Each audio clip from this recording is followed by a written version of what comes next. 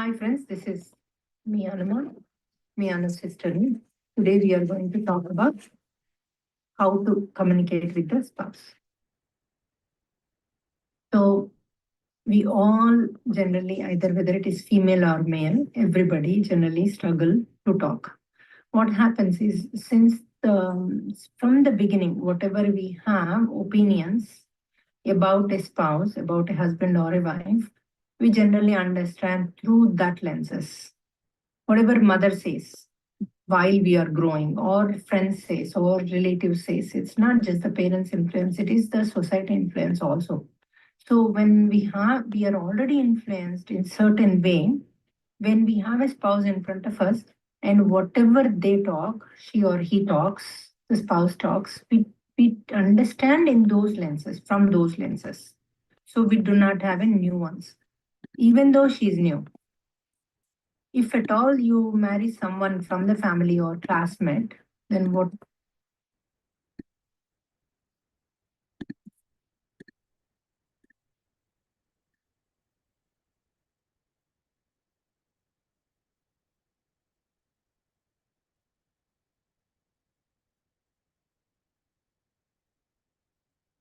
you have impressions from the beginning, you understand through those lenses. Whether and also before the marriage, after the marriage, a lot of people they marry classmates and also the childhood friends. They think yeah, those friends are always giving and making us happy. So we think this is the best one because I know him very well. I know everything about him or her. So they'll keep me happy because when we both are together, we are very happy. So this will bring us happiness to us. So I rather marry someone whom I know than I don't know, right? So I've seen so many, I know what happened exactly once they married. Now it belongs to them. Now it is their property. So, what do you do if it is rental houses versus a property? The same thing with the girlfriend and the married. So, if it is rental house, you don't do anything. You just live there and you don't change anything. Nothing. No walls are changed. No garden is made. Nothing. We'll put few pots which is temporary. Once you buy your house, you try to change everything. You try to break the walls. You do everything. You want to bring that to your comfort level. Same thing we do with our wife versus girlfriend. So when we know as a classmate, it's like a rental house. You try to adjust what she is or what he is around it. So once you marry, the cinema begins because you think you own it, whether it is a girl or a boy. And another major issue is you believe that they bring you happiness.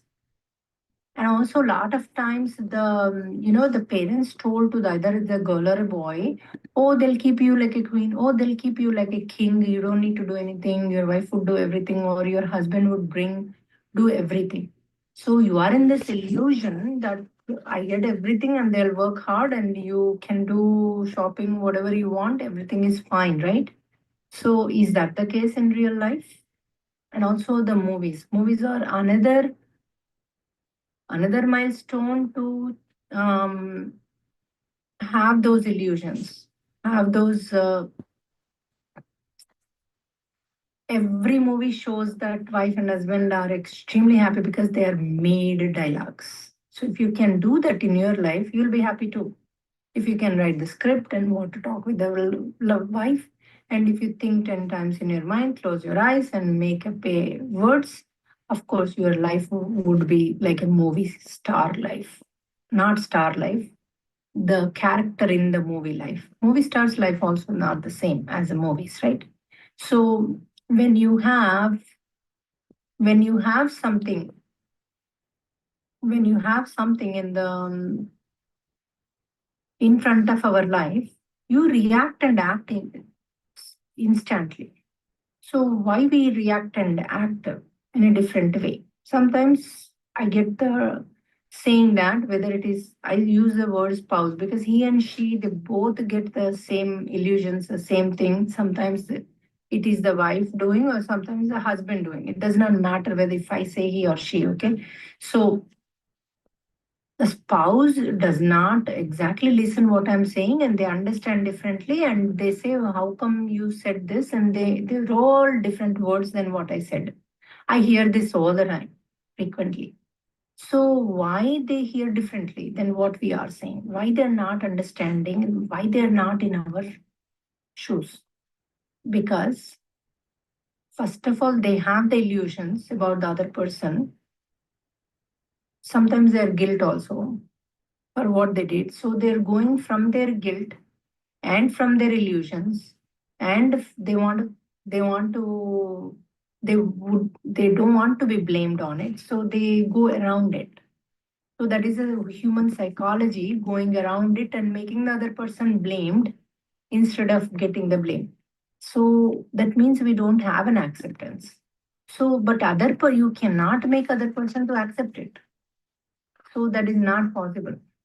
So what exactly we need to do in that situation? Sometimes some people they get so mad they shout before even we start or continue. Oh, how come you say that? You don't want my family to come home, or you don't want my you think I took that yours, and then or you think I have another affair. What are you talking? What is that I don't even know when I spent that money, when I went to that restaurant or whatever it is. I don't know why it is on the credit card. I don't even remember. What do you think? They start shouting at them. So what is the reason they are shouting? Are they insecure? Did they do something wrong? Sometimes yes, sometimes no. Sometimes they do that because next time they will not be questioned them. So in the fear, we don't question them. We are fearful. So they try to awaken your fear first. So that is one of the tactics other persons do, but they don't do purposely.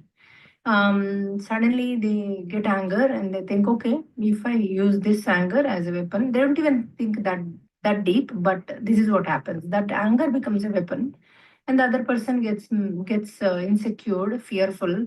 Oh, what if I ask this? He might be mad. What if I ask this? He'll shout at me. Okay, let's not ask. Let's not do this. So that will work for a lot of people. Very few people still they will ask. They are courageous. They'll ask. Whenever they shout, they both argue. They both fight. Okay, from these situations, but these are all the most of the people are like, they know them before they in the college they live together, but after marriage things are different because they are listening. They think, oh, now he's listening to the mother, she's listening to the parents. That's why she became like this. But before also parents were there. But the parents were always saw as a friend to the girl or a boy, never saw as a husband or a wife. So the minute we go as a wife, one person goes as a wife. So what happens? The A goes as a wife, the B's mother gets little bit insecure. Oh, he'll become the wife's husband. I will lose my son. So to keep my son in hands, I need to do this and this and this. I need to command. I need to tell him. I need to owe you so that he will have his hand upper on both of them. So I need to guide these things. So in that guidance, a lot of things goes wrong, and then they both fight. Husband wife will fight. A and B will fight.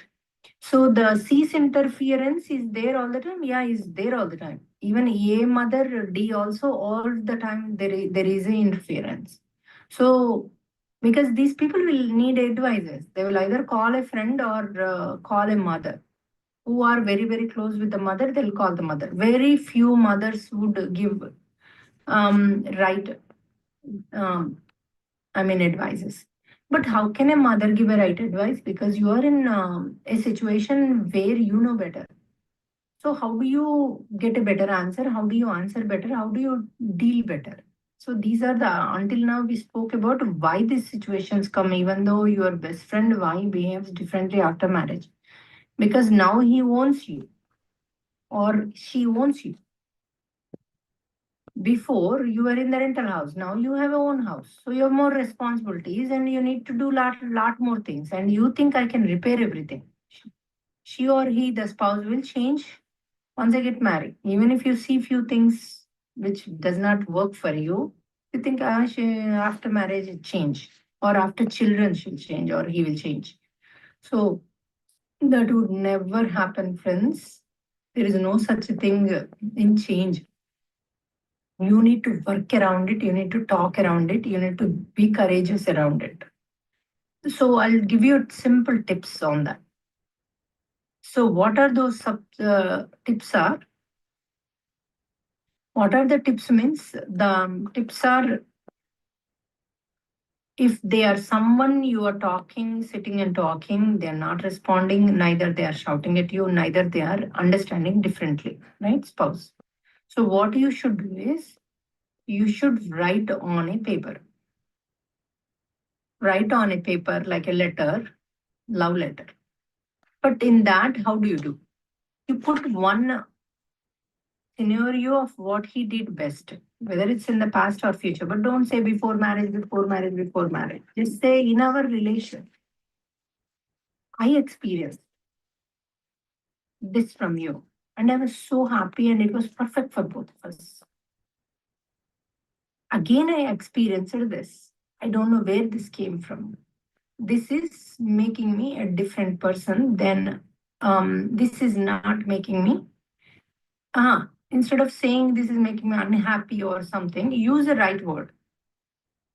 This situation I don't see right. We are not going in a right direction. We need to do something to switch our gears. Never spot them. Don't spot other people also. For example, someone else provoked him and he suddenly saying things on you. Whether it is a friend or a mother does not matter, or she. So it does not matter who is provoking them. That is not the important thing here. So once you become, once you see something different from the spouse, then you say that before, I experienced, again, second, what he did the best there, what you loved the best. If possible, the same situation, if possible, same example. If not, just say what you like, used to like, even now after marriage also, what you used to like in him, what he was doing the best. And then right under one, okay, this, I was so happy with that. It was going so good. And this situation was going in a different route. So we both need to work on these and we can be extremely happy ever after. And I promise, whoever is those advisables are, you say that I have a high respect on them. But we are the one who are living this life. We need to see which way, which route would help us better. So you write in such a way, don't blame anybody, do not blame the spouse, do not blame friends, do not blame any advisors, do not blame especially the mothers, okay? Mothers are the first life they have given, and since the childhood, they are their guards. So don't ever touch the mother. Your mother does this, your mother does that. Oh, you are just like your mother. Don't say those words. Even never say to your friend spouses that you are like my mother. When the spouse is complaining and she and you are not happy, and never ever say that you are like my mother. And other simple advice I'll give you is your family. The minute they marry, before that, they talk differently as a friend or whoever they know. If they don't know, there's a settled marriage, they don't even know before. So after marriage, never ever say your family, my family. So what is happening when you say that? You're separating the other person from you.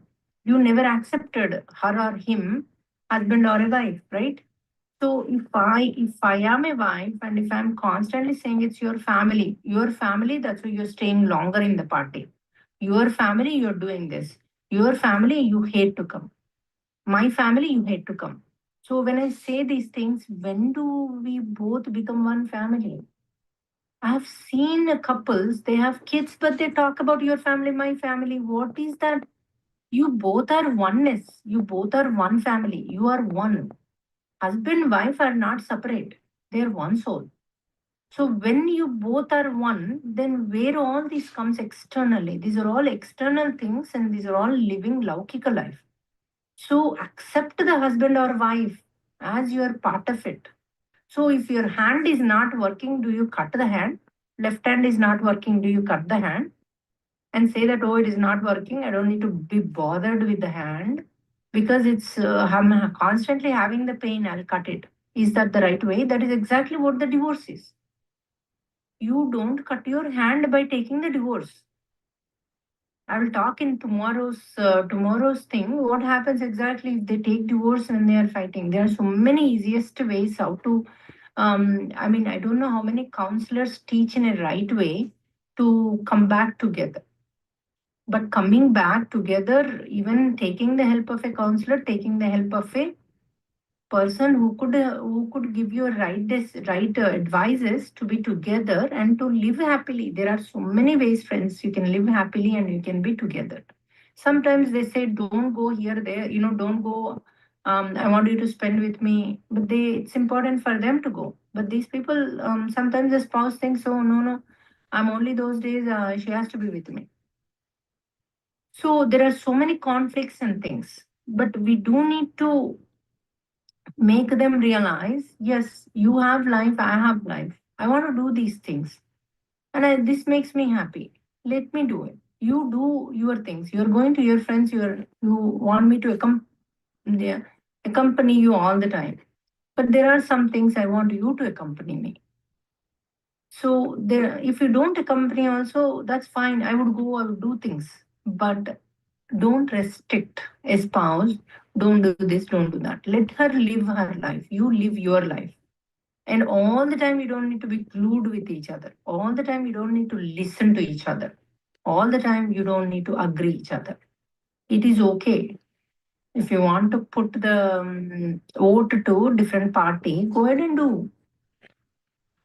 You don't need to accept everything and agree everything what the spouse does or spouse. You both can be as separate entities and you both can live your lives, but at the same time, you both are together as a family.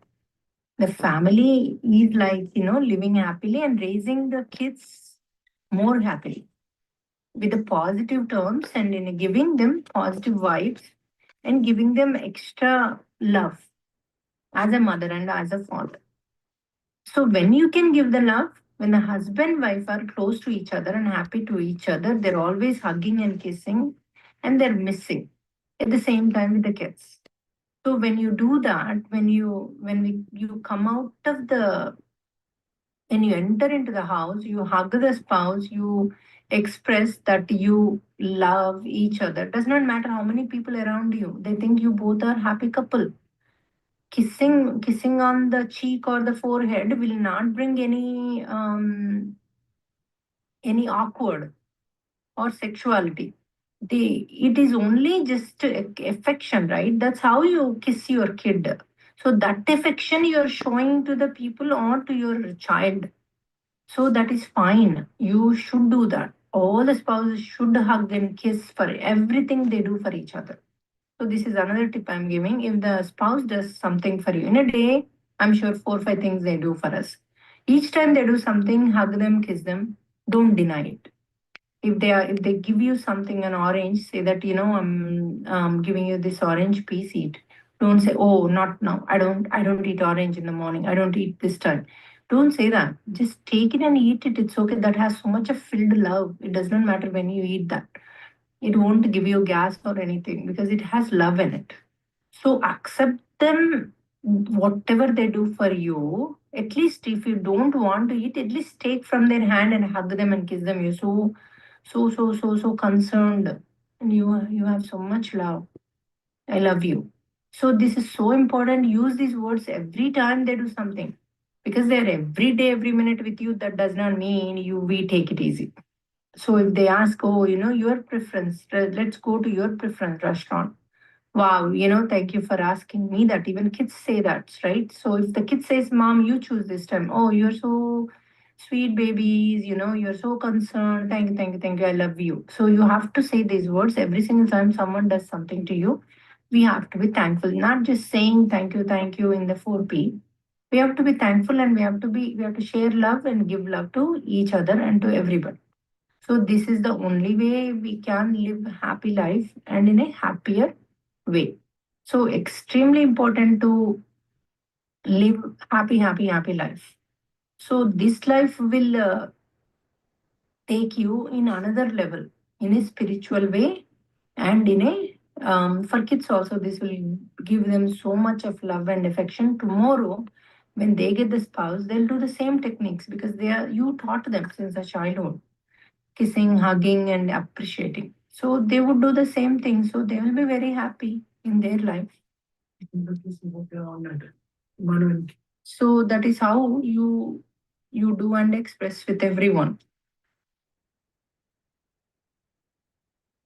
So when we have things, there are simple solutions. When you have issues, you can always leave in the counseling group recorded, or you can leave it to me. I'll give you the tips how to avoid those situations, or we could make a class. So tomorrow we'll talk about the divorce, what happens when we take the divorce, or how to manage that, not to take, and what are the things we could do. So we know why spouse comes, right? Why mother-in-law comes, spouse comes, or anybody. So we also bring our good and bad. We said good and bad. Karma is the work. So whatever we did in the past, whatever we bought it to learn in this life, so according to that they act. They might not be the real of them. So we think, oh, my mother-in-law is a bad person. She constantly does this, shouts and tells me negative, tells my husband negative. He comes and shouts at me. All these are what we did in the past, four times more. So they are only acting now. So you better understand that. You better accept that. That will automatically, the karma will release if you do that. Okay. So let's